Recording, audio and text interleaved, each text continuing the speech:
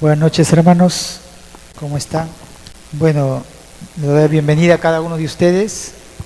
Es un día muy especial, mientras otros están ocupando su tiempo en otras cosas, en sus quehaceres, sus preocupaciones. Nosotros damos un tiempo para adorar, amén, aquel que vive y reina por los siglos de los siglos. Y quiero que cada uno de ustedes puedan abrir su Biblia en Éxodo 37. Y vamos a ver del verso 1 al 2. Gloria a Dios. Hizo también Bezaleel el arca de madera de acacia. Su longitud era de 2 codos y medio, su anchura de codo y medio y su altura de codo y medio. Y la cubrió, mire, de oro puro, por dentro y por fuera, y le hizo una cornisa de oro alrededor. Amén. Entonces el arca era cuadrada, ¿no?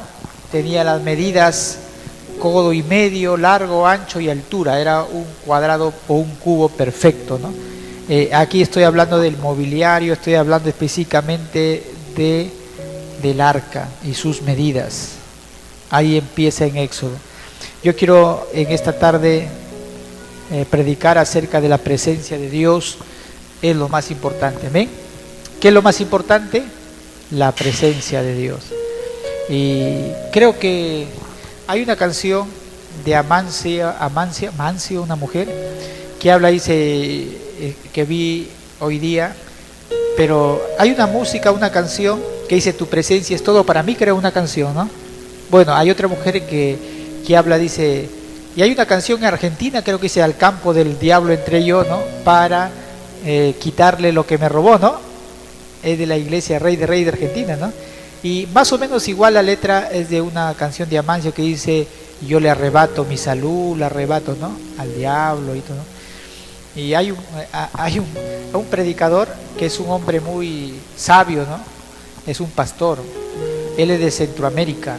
Él es médico, ha estudiado en los Estados Unidos, lo conoció a Jesús y él regresó a su país y ha levantado una iglesia. Su esposa también es médico, ambos. Y parte, cuando lo vimos de las mujeres, estaba su esposa, y estoy hablando del pastor Núñez. Él es pastor creo que es de Honduras, no recuerdo, pero es de Centroamérica. Y él dice, ¿no? Yo no tengo que arrebatarle nada al diablo, ¿no? Porque todo está en las manos de Dios. Amén. Sí, cuando entendemos nosotros la soberanía de Dios, de que yo no tengo que quitarle, arrebatarle nada al diablo, porque el diablo en realidad no tiene nada. Si usted te pone a pensar, el diablo no es dueño de nada. El diablo, dijo Espurio, él es peón de Dios. Y él tal vez no lo sabe, o sí lo sabe, pero él hace lo que Dios quiere. Y se acabó. Aunque él cree que él está obrando por cuenta propia, pero al final todo está circunscrito dentro del propósito del plan soberano de Dios. Así que Núñez dice: nosotros no tenemos que quitarle ni arrebatarle nada al diablo, porque todo está en las manos de Dios. Amén. Las cosas buenas, las cosas malas, todo lo que nos aconseja. No hay una dualidad de la vida, que el bien y el mal, es cierto, existe, pero no puedo poner que las cosas malas pertenecen al diablo y las cosas buenas para Dios. No, todo está en el control de Dios. Bueno, habiendo dicho esto, yo quiero hablar también acerca de la presencia de Dios. Entonces, ¿qué significa la presencia de Dios? Yo quiero decirles, quiero empezar en esta tarde, ya más noche ya, quiere decir que la presencia de Dios es la que sana. Amén. La presencia de Dios es la que restaura, la que renueva, la que libera, la que transforma las vidas. Vamos a ver en la Biblia cómo un encuentro con Dios de Saulo de Tarso, cuando Jesús le dijo: Saulo, Saulo, ¿por qué me persigues? Ese encuentro con él le cambió. Y hay una prédica que se llama Camino a Damasco, donde narra cómo este hombre, que iba respirando amenazas de muerte contra la iglesia del Señor, llegó la hora, el día en que él tuvo un encuentro con la presencia de Dios, y eso lo transformó, y eso lo cambió, y lo hizo de un hombre violento, un hombre pensando que estaba en lo correcto, era celoso en la ley, fariseo. Dios le cambia, amén. Dios cambia su vida, lo transforma en un gran misionero, un gran hombre que escribió casi como 13 epístolas y la mayoría son del apóstol Pablo. Tremendo. Entonces la presencia de Dios es la que transforma. Tuvo un encuentro con ¿quién? Con Moisés en el desierto y lo atrajo con una visión de una zarza ardiendo y él tuvo un encuentro cara a cara con Dios y eso lo cambió. Ejemplos hay por montones en la Biblia. Ejemplos hay de Moisés, ejemplos hay de Jacob, que tuvo un encuentro con Dios en un sueño, y eso lo cambió la manera de ver las cosas, de ver la vida. Y se dio cuenta que sobre lo natural hay algo espiritual que es más importante de que comer, vestir. Él se dio cuenta de eso, porque tuvo un encuentro con la presencia de Dios, y eso lo transformó. ¿Cuántos dicen amén?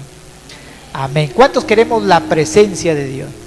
Bueno, si usted me pone atención, hoy día usted va a ver qué es lo que necesita para obtener, para atraer la presencia de Dios, cómo tener la presencia de Dios. Entonces también tenemos que el Señor Jesucristo es el camino, la verdad y la vida. Es el único que nos puede llevar a ¿quién? Acceso a la presencia de Dios. Amén. Jesús. Él es el camino al Padre. Si queremos la presencia de Dios, Jesús es el camino. Si hemos conocido a Jesús y hemos entregado nuestra vida a Jesús, estamos en el camino correcto, con la presencia. Yo quiero hablar, tengo acá apuntado, tengo tres cosas que nos van a ayudar a entender primero la presencia de Dios y después quiero llevarles a cómo buscar la presencia de Dios. En primer lugar, lo que yo he leído aquí en la Biblia es que el arca del pacto, ¿qué simboliza el arca del pacto? ¿Qué simbolizaba en el pasado? La presencia de Dios. Entonces voy a empezar desde el inicio.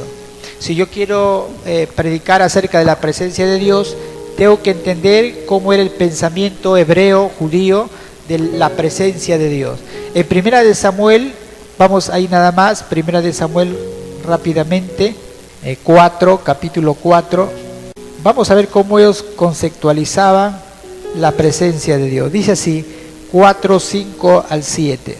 Dice, aconteció que cuando el arca del pacto de Jehová llegó al campamento, todo Israel gritó con tan gran júbilo que la tierra tembló. ¿Qué más dice? Cuando los filisteos oyeron la voz de júbilo, dijeron, ¿qué voz de gran júbilo es esta en el campamento de los hebreos? Y supieron que el arca de Jehová había sido traído al campamento. Y los filisteos, dice, tuvieron ¿qué? Miedo, porque decían, ha venido Dios al campamento, y dijeron, ay de nosotros, pues antes de ahora no fue así. Está hablando la historia cuando los filisteos capturaron el arca, los secuestraron. Y en estos versos que yo estoy dando lectura, cuando el arca hubo una serie de juicios por la presencia de Dios, ahí se desató y dejaron el arca y regresó a Israel. La presencia de Dios. Entonces, era considerado el arca como un símbolo de poder, como un símbolo de victoria. El pueblo de Israel, cuando iba a las batallas, iban los sacerdotes con sus trompetas, iban cargando los sacerdotes el arca del pacto, y los enemigos temblaban, porque ellos sabían que esa arca representaba la presencia de Dios, y temblaban. Y vamos a ver cuándo funcionaba eso y cuándo no funcionaba eso. Es símbolo de la presencia de Dios también con su pueblo. Y ahí en la Biblia, en el verso 10 dice, pelearon, ahí dice, ay de nosotros, ¿quién nos librará de la mano, verso 8, de la mano de estos dioses poderosos? Estos son los dioses que hirieron a Egipto con toda plaga en el desierto. Ellos sabían toda la historia. Y desde decía, esforzaos, oh filisteos, y sed hombres, para que no sirváis a los hebreos, como ellos os han servido a vosotros, sed hombres y pelead. Y pelearon, dice, pues los filisteos de Israel fue vencido, y huyeron cada uno a sus tiendas, y fue hecha una muy grande mortandad, pues cayeron de Israel 30,000 hombres de a pie, 30,000, y el arca de Dios fue tomada, y muertos los dos hijos de Eli, Ofni y Fines. Tremendo. La pregunta aquí que surge, si lo leemos de una manera así superficial la Biblia, yo que estoy explicando, pero si es el arca del pacto, en la presencia de Dios, ahí estaba la vara de Aarón, estaba el maná que representaba lo que ellos había pasado en el desierto, como Dios los había suplido, era un recordatorio dentro de esa arca, y afuera estaba recubierto con oro y había dos ángeles tapándose con sus alas como mirando el contenido. Era tremendo.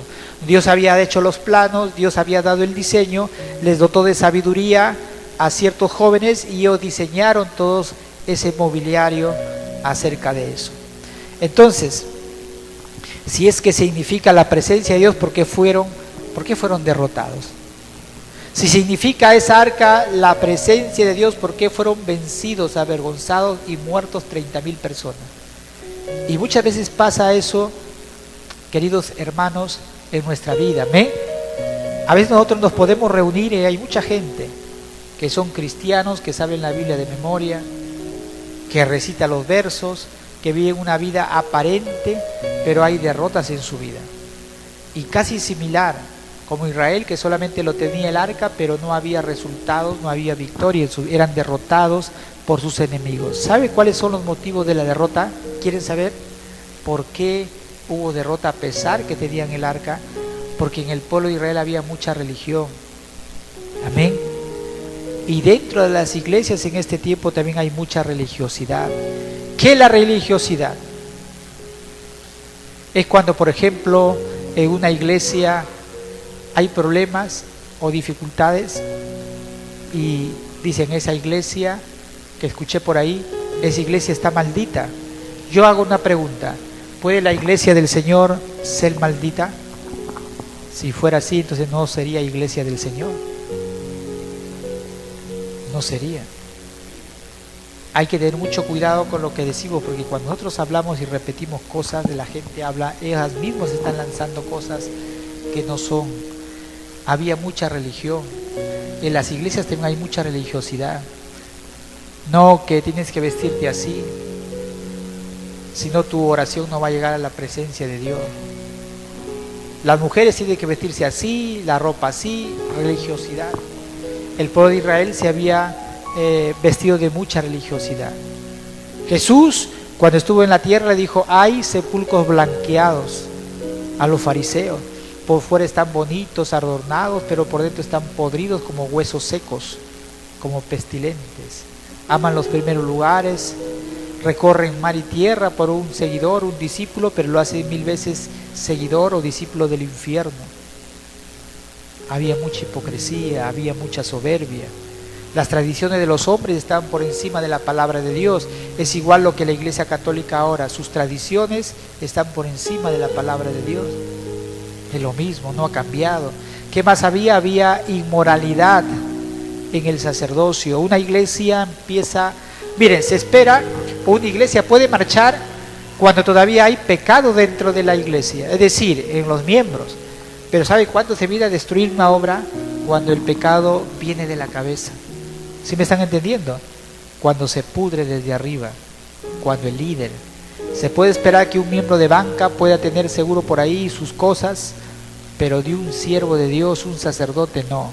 Y el sacerdocio estaba contaminado, había inmoralidad. ¿Cómo lo sé? Porque Elí era un hombre que no corregía a sus hijos. Sabía que sus hijos se acostaban con las mujeres que servían en el templo. Ellos eran casados y se acostaban con estas mujeres. Había adulterio y Elí no los estorbaba. ¿Sí me está entendiendo? Había pecado desde la cabeza. ¿Quién? Estos hombres, Elí, Ofni, Fines, ¿quién eran los hijos de Elí? Él no fue un buen líder en su casa, por lo tanto no fue un buen líder para Israel. La Biblia dice: aquel que no sabe gobernar su casa no es digno de llevar a cabo la iglesia. Entonces, eso es lo que sucede. Hay pastores que no hay un orden en su casa y siguen frente a la iglesia. Hay pecado, no hay integridad.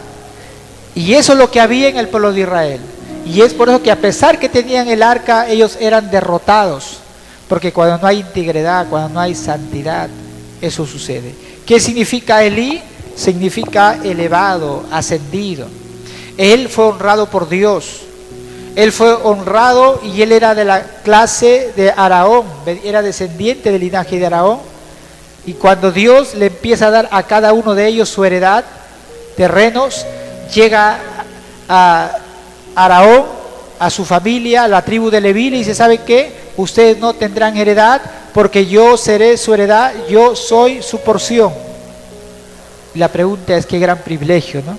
Y ustedes tendrán solamente los diezmos de todo el pueblo de Israel, y ustedes su trabajo será presentar los holocaustos, llevar el pecado, la iniquidad del pueblo de Israel.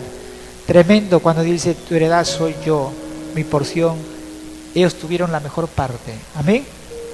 Dios los honró, Dios los elevó, porque fueron elegidos para ministrar en la presencia de Dios. Por eso en Hebreo dice: nadie se toma para sí esta honra, sino el que ha sido llamado por Dios.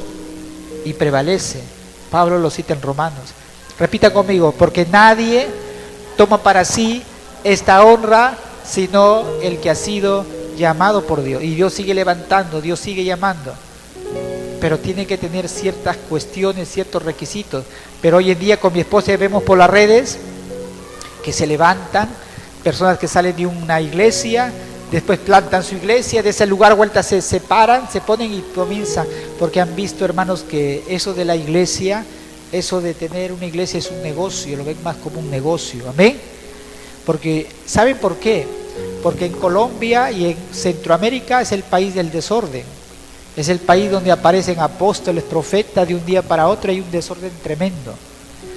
Y entonces, si fuera amor a Dios, hay tantas iglesias, chiquititas, cada cuadro están ahí. Si fuera amor al Señor, se fueran a plantar una iglesia, pues hermanos, entonces donde no hay, ¿sí me entienden? Pero se ponen cerquita ahí. Y surgen de un día para otro lugares a posiciones que Dios no los ha llamado. Bueno, ahí está. ¿Qué significa? Entonces Elí, elevado, ascendido, Dios le dio la honra, pero él después se olvidó de Dios, se olvidó de la honra, se olvidó de todo lo que Dios le había dado, y fue una persona que no puso orden en su casa, se llenó de orgullo, se llenó de tantas cosas que descuidó su oficio como sacerdote. ¿Qué significa Ogni? Significa el que pelea con los puños. ¿Y quién pelea con los puños? Es un boxeador. Este hombre significa, hermanos, Ogni significa rebelde. Este se rebeló contra Dios, haciendo lo que a él le convenía. ¿Qué significa Fines? Significa boca de serpiente, significa palabra de víbora. Utilizaba la manipulación para poder, la astucia, para poder, esto habla de usar la astucia para lograr sus propósitos. Y eso eran los hijos, así se llamaban. Dice la Biblia en 1 de Samuel, capítulo 4, verso 19: y su nuera, mujer de Fines, que estaba encinta, cercana al alumbramiento, oyendo el rumor de que el arca de Dios había sido tomada y muerto su suegro, decía Elí, su marido, Fines, se inclinó y dio a luz, porque le sobrevinieron los dolores de repente, y al tiempo que moría, le decían las que estaban junto a ella: no tengas temor, porque has dado a luz un hijo. Mas ella no respondió, no se dio por entendida, y llamó al niño Icabod, diciendo: traspasad en la gloria de Israel, por haber sido tomada el arca de Dios, y por la muerte de su suegro y de su marido. Así pues, traspasad en la gloria de Israel, porque ha sido tomada el arca de Dios. Ser sacerdote, ser una persona que está en una responsabilidad así, es traer, si no cumplimos, hermanos, nuestra asignación es traer juicio sobre nosotros mismos. Amén, como ellos lo llevaron. Y Cabod significa la gloria sea apartado. Y Cabod significa sin gloria. Dios dio una palabra de ellos porque no se arrepintieron. Le dijeron que su generación sería cortada. Por eso que su mujer murió, el hijo también. También habla de que ellos iban a mendigar por un bocado de pan por el sacerdocio. A pesar que Dios los había honrado mucho, iban a ser humillados.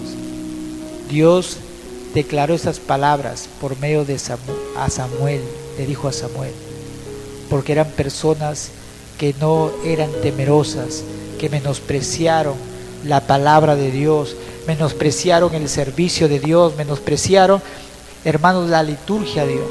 Y eso es para nosotros una llamada de atención, amén. Nosotros tenemos que tener reverencia por las cosas de Dios. No hay reverencia en el pueblo de Dios. Cuando yo hablo de reverencia, hermanos, significa por todo lo que tiene que ver con la obra de Dios. Nosotros ustedes como miembros tienen una responsabilidad. Nosotros como pastores, como líderes tenemos una responsabilidad. Y todos tenemos responsabilidad. Tiene que haber temor. Tiene que haber respeto. Si usted no respeta a los siervos de Dios que ministran aquí, entonces usted no respeta a Dios. ¿Sí me está entendiendo? Y usted no se da cuenta. Si usted tiene en poco a las personas que presiden y sirven, le sirven a usted, le predican la palabra, le aconsejan y usted no tiene consideración, usted no está teniendo consideración con Dios. Porque yo, ¿a quién le sirvo? A Dios. Es así. Y hay que tener mucho cuidado. ¿Por qué le digo? Porque hay personas que a veces viajan, salen, y en verdad los pastores son los últimos en enterarse. Ha habido una era de tecnología, una era de teléfono, de celulares, no hay pretexto. Si me faltó el tiempo de llamar, pastor, estoy viajando, hoy no voy a poder ir al templo porque estoy viajando, oren por mí. ¿Sí me entienden? Es cuestión de respeto. Si yo puedo, me acerco, pastor, ore por mí, voy a viajar por esto de acá y por lo otro. Son cosas tan elementales, son cosas que cualquier persona se da cuenta. Esa es falta de consideración. Y por eso que nos vienen tantas cosas y nosotros no nos damos cuenta. Entonces, ahí estaba. Y Icabod significa la gloria se ha apartado sin gloria. A veces vivimos en Icabod, amén. A veces nosotros vivimos sin gloria. A veces nosotros vivimos como que la gloria de Dios se ha apartado. A veces no hay resultados. A veces paramos perplejos porque nuestra familia no avanza, nuestros proyectos no avanzan. Hermanos, ¿por qué? Porque dimos a la iglesia como una rutina nada más. Venimos, nos sentamos, cantamos, escuchamos la palabra y nos vamos y nada cambia en nuestra vida. ¿Qué rutina?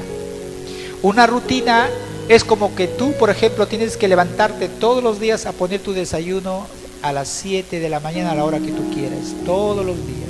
Lo haces de una manera mecánica ya.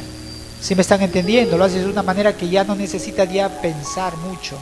Sabes que tienes que aprender, poner ese día chufla o quinoa, 2 cosas y listo, lo haces. Y eso a veces caemos dentro de la iglesia. Venimos a la iglesia en automático, venimos a la iglesia como una rutina. Una rutina es como que lo haces porque lo haces, pero no hay ese deseo en tu corazón de decir hoy día voy a la casa de Dios, hoy día Dios tiene una palabra para mí, hoy día Dios tiene algo bueno para mí. Eso es venir con expectativa, eso es venir con hambre por la palabra, de lo que Dios va a hacer. Ahí Dios bendice. Pero venimos con una rutina. ¿Por qué? Porque muchas veces vivimos en Icabod. Hacemos oraciones religiosas. Señor, gracias, Señor, bendice, Padre, salgo de acá a mi trabajo. Esas oraciones, hermanos, son oraciones religiosas. No son tan diferentes como el católico. Ave María Purísima, Señor, que mira, que esto y listo. Es lo mismo. Son, hermano, oraciones sin corazón, o son oraciones sin ponerle, hermano, lo que debemos ponerle, la sinceridad de por medio. Entonces hay oraciones religiosas dentro del pueblo de Dios y esas oraciones, hermanos, no llegan a la presencia de Dios. Hay servicio a Dios fingido. A veces cantamos, a veces porque el pastor me ha dicho, pero no hay ese deseo de verdad. ¿Cuándo se da cuenta uno que esa persona que está ministrando a Dios está siempre con esa pasión? cuando renueva su repertorio, cuando está viendo las letras, pero cuando no, siempre la semana tras semana lo mismo da, lo mismo, no se diferencia mucho de una prédica, de darnos pasto seco, amén, lo mismo se repite, lo mismo se da, en la alabanza, la adoración es lo mismo, hay que prepararse, hay que preparar nuestra alma, hay que preparar nuestro corazón. Cuando tú preparas eso, algo sucede. Y tenemos que prepararnos, tiene que haber un servicio, pero un servicio sin fingimiento a Dios. Me comentaba un joven, un colega que fue, dice, a una iglesia que es muy numerosa, se decepcionó porque la persona que estaba cantaba dentro del ministerio, que estaba alabando, que era una joven, dice que le encontró en una discoteca fumando y estaba ahí cantando, y ahí estaba el pastor que ungido, que predicaba, es un hombre muy respetado, pero había carnalidad, había pecado dentro del ministerio.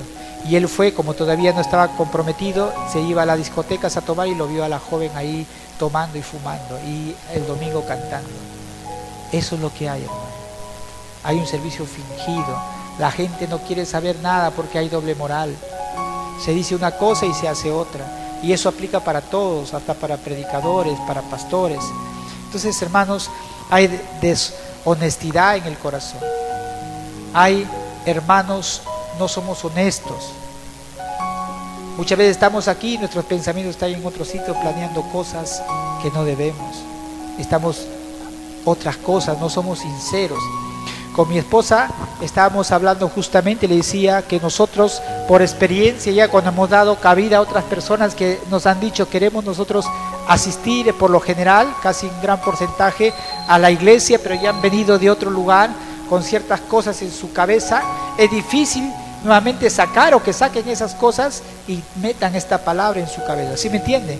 Todavía se quedan con ciertas cosas. Es más fácil engañar a la gente que tratar de limpiar lo que tienen en su mente. Es muy complicado.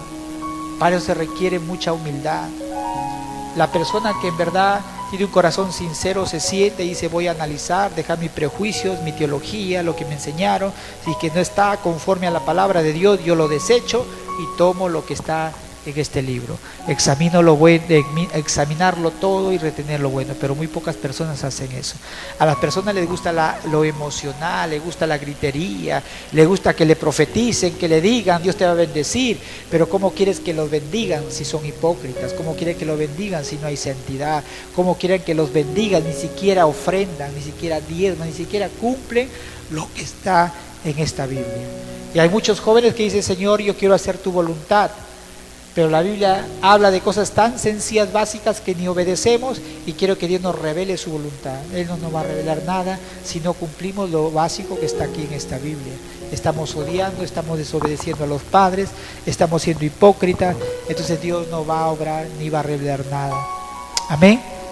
Entonces ahí está, hermano, Mateo 15:11, miren lo que dice Mateo 15:11, lo que habla Jesús, dice: no lo que entra en la boca contamina al hombre, mas lo que sale de la boca, esto contamina al hombre.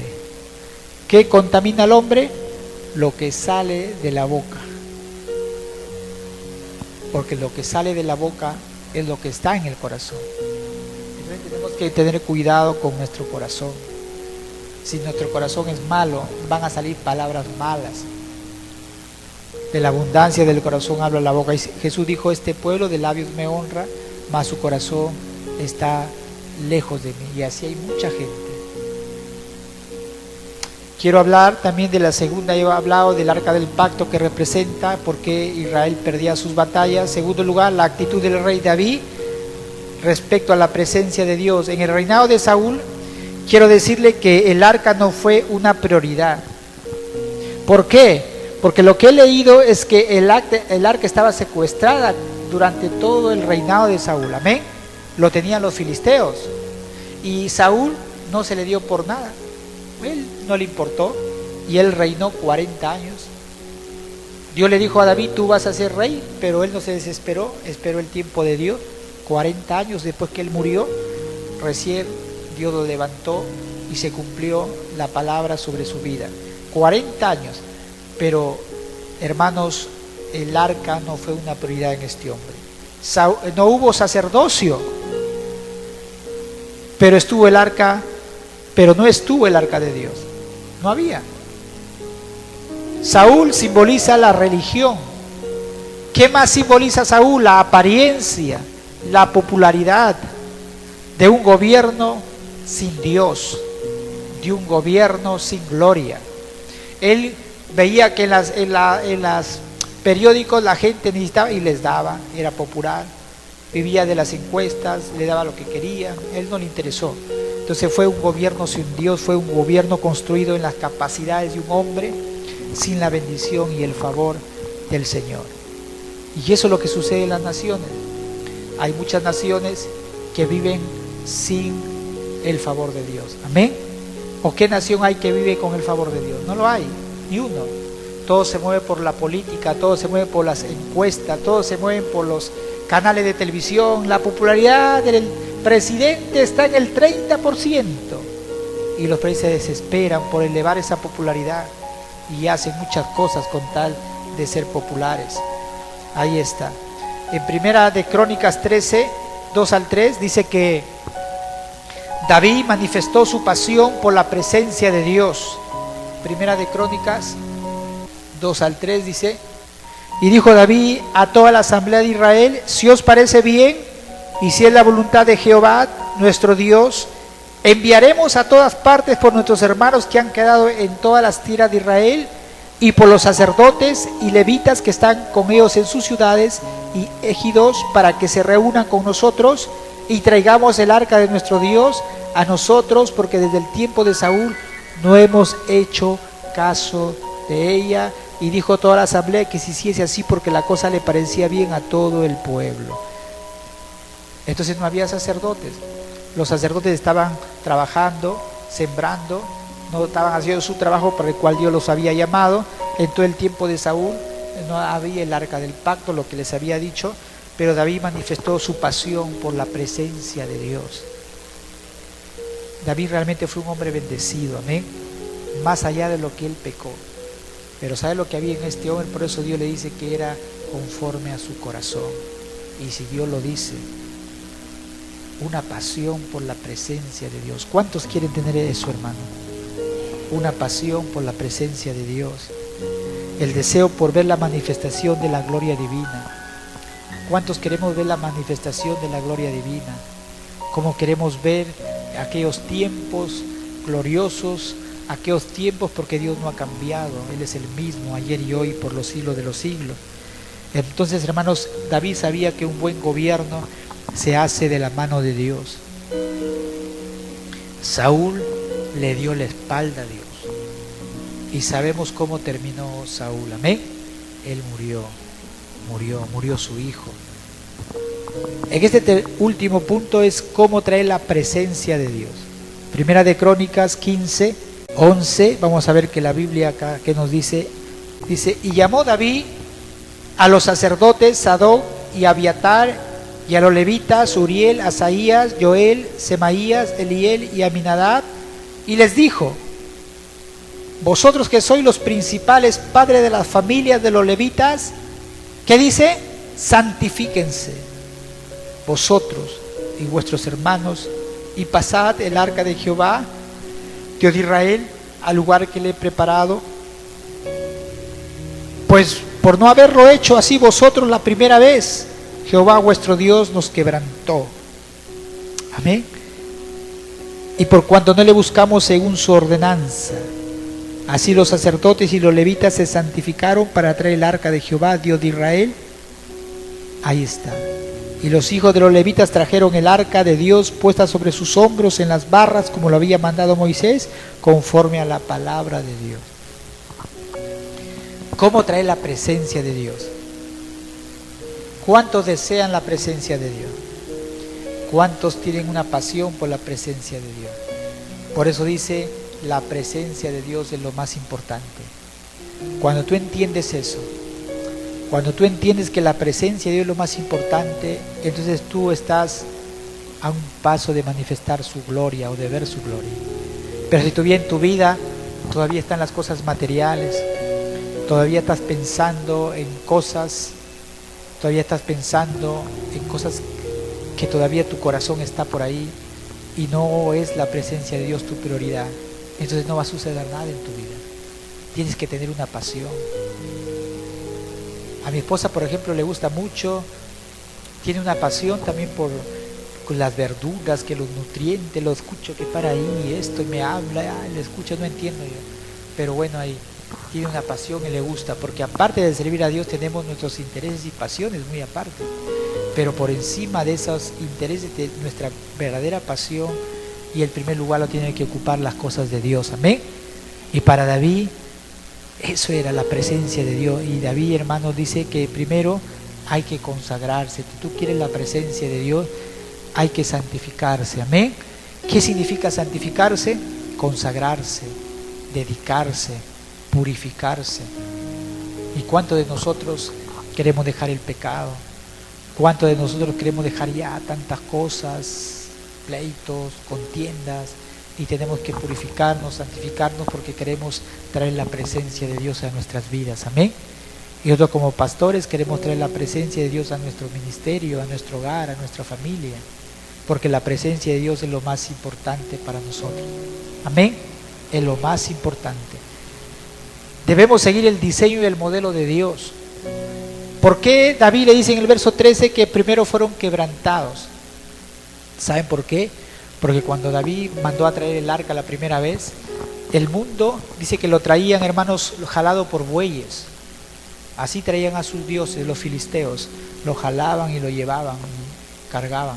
Y David les pareció que eso era más, hay que estar cargándolo como antes, con argollas y con alhombres, muy pesado, que lo lleven los bueyes.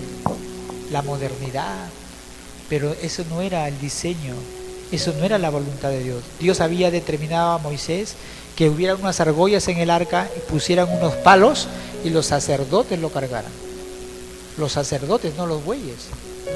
Y cuando ellos lo hicieron a la manera del mundo, murió Usa, fue herido, porque el buey se la dio y pensó que se iba a caer el arca y lo tocó y murió. No podía tocarlo, murió. David tuvo miedo, y eso nos enseña que nosotros debemos seguir el diseño y el modelo de Dios, amén, a la manera de Dios. Todo lo que tú hagas en este ministerio que nosotros tenemos tiene que ser como Dios manda. Y se ve tantas cosas ahora que el mundo, hermanos, confunde, ¿no? Se ven predicando personas que no deben predicar, se levantan cosas, pero no es conforme al diseño, como el modelo que está aquí en esta palabra.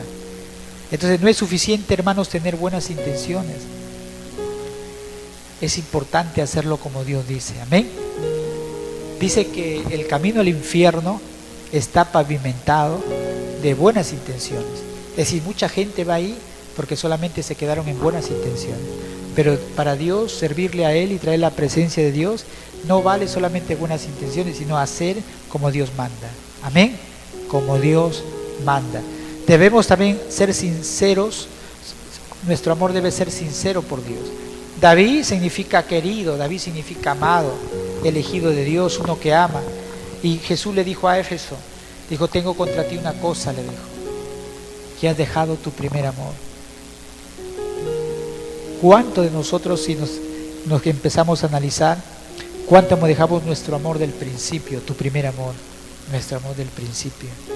¿Cómo fue cuando le conocimos a Jesús? Estábamos ahí, buscábamos, orábamos, estábamos en la iglesia, dábamos nuestro tiempo, todo. Y Dios le dice a esta iglesia, era una iglesia muy dinámica, una iglesia que estaba metida en actividades, pero solamente era eso, pero no tenía, había descuidado su amor, su intimidad con Jesús. Dijo, yo tengo contra ti que has dejado tu primer amor. ¿A cuántos Jesús, si nos dijera, de una manera personal nos dijera, oye, yo tengo algo contra ti, Antonio, has dejado tu primer amor. Tengo contra ti, Mónica, has dejado tu primer amor. Yo creo que hoy es tiempo, en esta tarde, de examinarnos, amén. De examinarnos y nosotros, cómo está nuestro nivel de amor, nuestro nivel de compromiso, cómo está. ¿A quién estamos siguiendo? ¿A Jesús? ¿Al hombre? ¿A quién estamos siguiendo? Y ahí estamos, ¿no? Aquí están justamente los que quieren la presencia de Dios. Habacuc 3:17, acá hay una oración maravillosa. Repitan conmigo: aunque la higuera no florezca. La higuera era algo que ellos, el pueblo de Israel, era algo como para los chinos el arroz.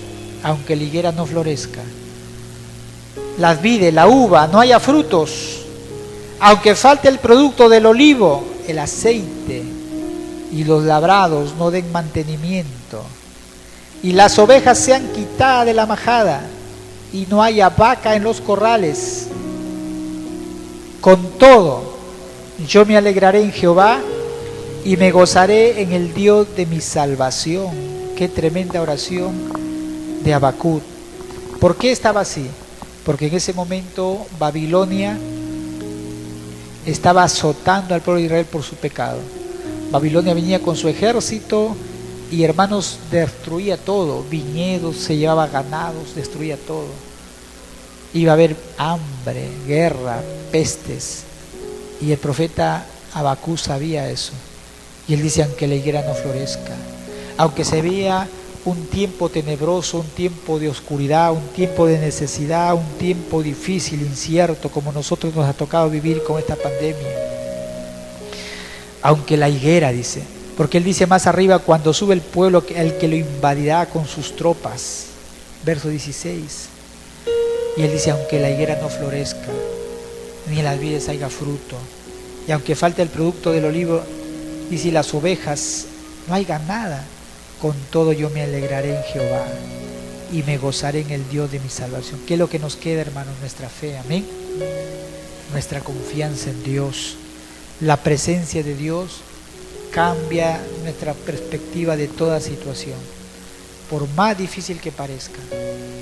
¿Qué es lo que nos ha sostenido a mí? Principalmente ha sido, hermanos, Dios. Ni bien empezó esta pandemia, nosotros comenzamos a predicar por las redes, en Facebook. Comenzamos a transmitir y a aprender. Primero comencé a predicar, creo que 5 minutos sin voz. Y me avisaban: oye, no se escucha nada, está sin voz. Y comencé a predicar. La palabra de Dios no está encerrada. Y comenzamos a hacer lo que Dios nos ha llamado a hacer, que es predicar el Evangelio por las redes. No se abrieron las iglesias, buen tiempo. Predicamos por las calles, recorrimos varios lugares en Laredo, alquilamos una camioneta, subimos unos parlantes y comenzamos a hacer la obra de Dios. Hermanos, la presencia de Dios cambia nuestra perspectiva, toda situación, toda crisis. Escuche bien, toda crisis es una oportunidad para ver la gloria de Dios. Amén. Si tú estás pasando un momento difícil, es porque, hermanos, vas a ver la gloria de Dios. Dios siempre se manifiesta en ese momento. En el Salmo 23 habla acerca de pasar por un valle, hermano, oscuro. Dice así: aunque ande en valle de sombra de muerte, no temeré, verso 4, no temeré mal alguno, porque tú estarás conmigo. Tu vara y tu callado me infundirán aliento, aderezas mesa delante de mí en presencia de mis angustiadores. Cuando los problemas arrecian, la crisis arrecia, Dios dice que adereza. ¿Qué es aderezar mesa? Él está preparando una mesa y tus angustiadores están ahí que miran cuándo vas a caer, pero Dios te está preparando un banquete. Dice: unge mi cabeza con aceite, mi copa está rebosando. Y este es un verso al final hermoso: ciertamente. Cuando dice ciertamente, significa seguro, con mucha seguridad. Ciertamente el bien, repitan conmigo, el bien y la misericordia me seguirán todos los días de mi vida, y en la casa de Jehová moraré por largos días. Qué hermosa promesa. ¿Cuántas lo toman? ¿Cuántos lo creen? El bien, la misericordia me seguirán todos los días de mi vida. Yo creo esta palabra, yo lo creo. Entonces ahí están. Fueron, hermanos, ya para terminar, aunque muchos me dicen: debe decirle cuando faltan 5 minutos. Ya faltan 5 minutos.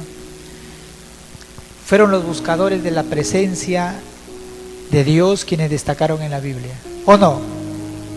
Ahí no han destacado los muchos que digamos los mediocres, sino los buscadores de la presencia de Dios. Tenemos, hermanos, a Moisés, tenemos a David, tenemos grandes hombres ahí. Entonces, buscar la presencia de Dios es superar obstáculos. Y eso está en Éxodo 34, 1, 2.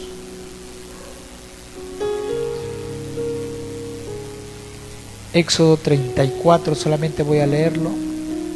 Y Jehová dijo a Moisés: alízate 2 tablas de piedra como las primeras, y escribiré sobre esas tablas las palabras que estaban en las tablas primeras que quebraste.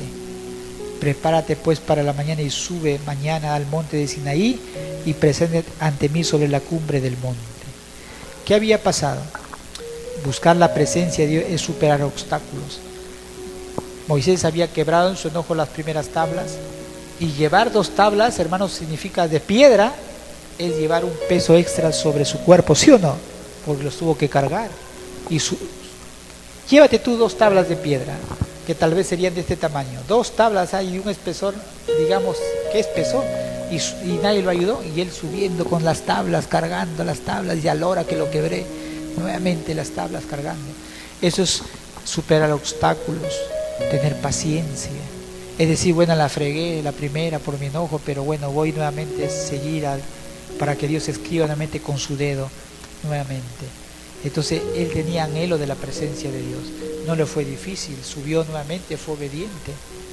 En la presencia de Dios es donde se nos revela su voluntad. Y en el verso 3 dice: y no suba hombre contigo, ni parezca alguno en todo el monte, ni ovejas, ni bueyes pascan delante del monte. Y Moisés alisó 2 tablas de piedra como las primeras, y se levantó de mañana y subió al monte Sinaí, como le mandó Jehová, y llevó en su mano las 2 tablas.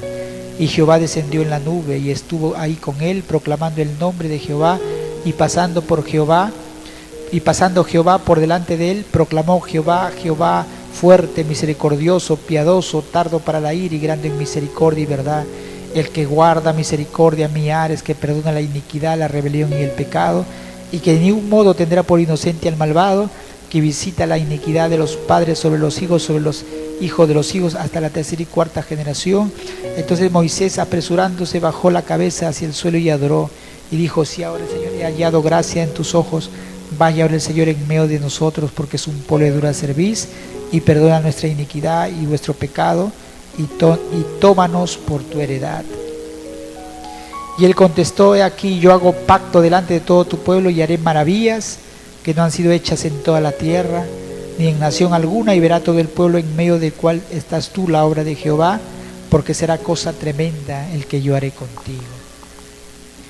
Cuando él subió a buscar la presencia de Dios y superó todos los obstáculos, fue obediente, amén, fue obediente y subió sin quejarse, y fue en la presencia de donde Dios le reveló la voluntad.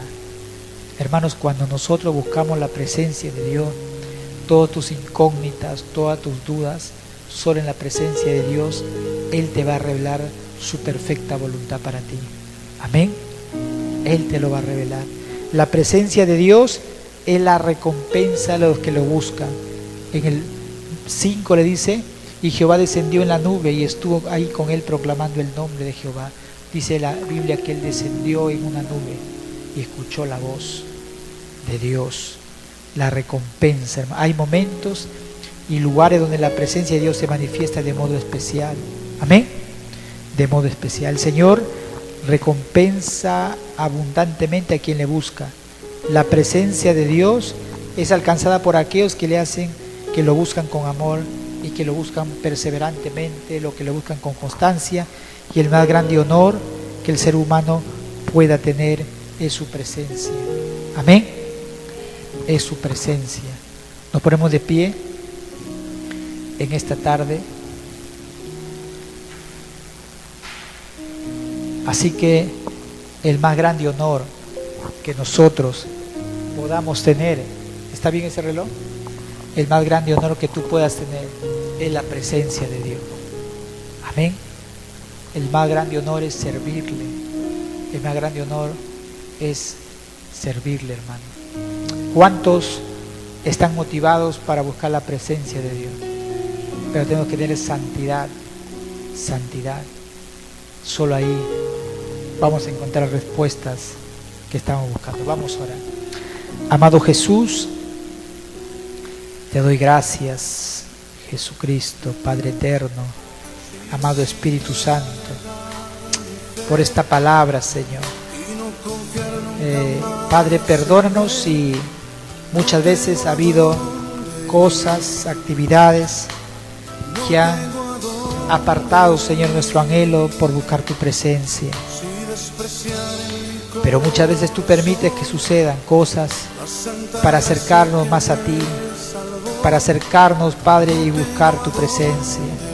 Señor, yo te pido por mis hermanos, por fraternidad, por la iglesia, por cada uno de ellos.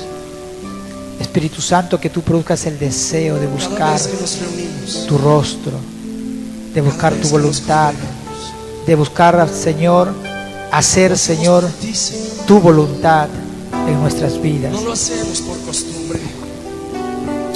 Aleluya, Señor. Te bendecimos, Padre. Perdona nuestros pecados. Perdona nuestras faltas. Perdona nuestro egoísmo.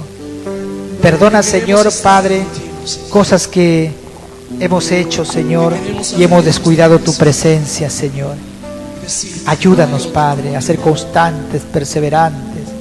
Revélanos tu voluntad.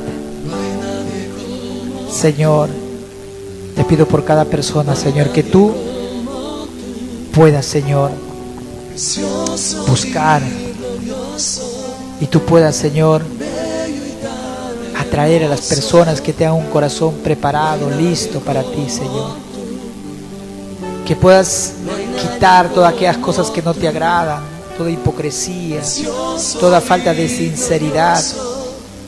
Oh Dios mío, queremos ser un pueblo que te busque, un pueblo, Señor, apartado para ti, un pueblo, Señor, que tenga claro las cosas, que tenga claro, Señor, su llamado, su compromiso, Señor, porque ese compromiso no lo hemos hecho, Señor, con hombre alguno, sino contigo, Padre.